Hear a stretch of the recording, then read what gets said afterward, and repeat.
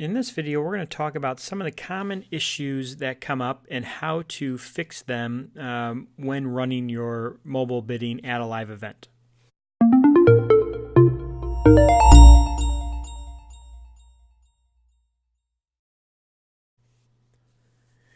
The first issue that we see quite often is a bidder might accidentally put in a bid amount a lot higher than they anticipated.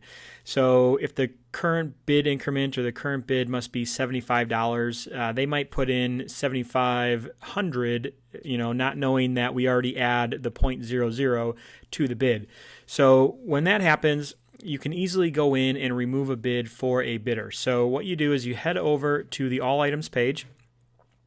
You'll go ahead, find the item, and click on the bid history pop-up. And you'll see a red X next to the number. So in this situation, they meant to bid $75. They accidentally bid $7,500. So what you can do there is basically just hit the X, then delete it.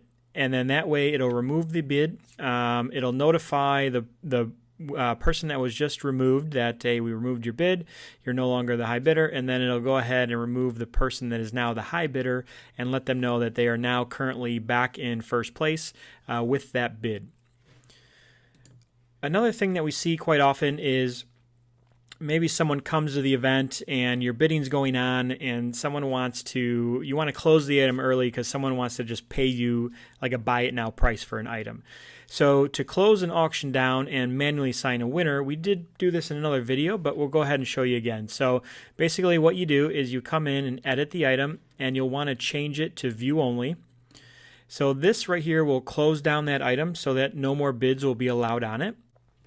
For here, if you wanted to click cash or check, or maybe just not create an invoice for this person at all, maybe they're not registered in the system, they're an older bidder, you don't necessarily need to do anything. You can just close down the item, and then that way you can collect however the payment offline however you want.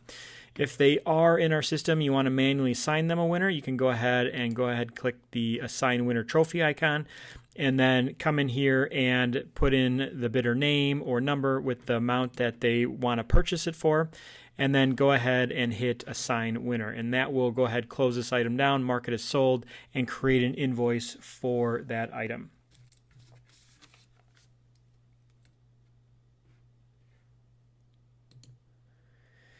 Another common issue is if you manually assign the wrong winner to an item.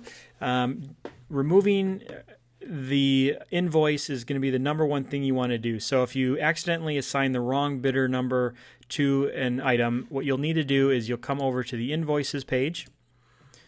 From here, you'll find the invoice. And if there's only one item on the invoice, you can just delete the entire invoice, and that will make that item available for purchase again. So what you can do is basically delete it. If there's multiple items on the invoice, you can hit the edit button, and then you'll be able to delete one or more items from the invoice. So if the invoice has multiple items on it, you can go in and delete on a per item basis. Or if there's only one item on the invoice, just delete the entire invoice, and then that way it'll make that item available to reassign to another winner. So those are the most common issues that we run into when doing mobile bidding at a live event or an online auction, and kind of how to fix them. Now there are other things that kind of pop up out of nowhere that no one was really anticipating or expecting. So we do have on-call service available for the night of your event. We charge $300 for that service, and we have someone available the 1 hour before to 1 hour after your auction's over, and you'll get their cell phone number so you can send text messages, make calls, and we can always troubleshoot and fix things from the back end because everything's web-based, so we're easily able to fix things kind of on the fly for you. We understand when you're dealing with a live event, things are hectic, so you can kind of offshoot some of that workload to us during your event. usually for the first event that you run, it's great to have kind of the support on the back end until you kind of get familiar with our system. Then every future auction from there on out, you should be able to handle it with no problems from us. You should be able to just kind of do it on your own without any worries of not being able to solve an issue that might come up. But there aren't really many issues that do pop up, but those are the most common. If you have any questions, again, feel free to reach out anytime.